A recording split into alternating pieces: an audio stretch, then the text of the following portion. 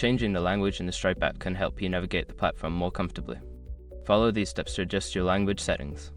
Step 1. Log in. Open the Stripe app and log into your account using your credentials. Step 2. Access account settings. Once logged in, locate the account settings option. This is typically found in the profile menu, often represented by your profile picture or initials. Step 3. Find language preferences. In the account settings menu, look for the section labeled language or language preferences. This section allows you to view and change your current language settings. Step 4. Select your desired language. Click on the language drop-down menu and select your preferred language from the list of available options.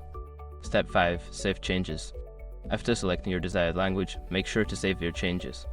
Look for a save button or similar option to confirm your new language setting. By following these steps, you can easily change the language in the Stripe app to suit your needs.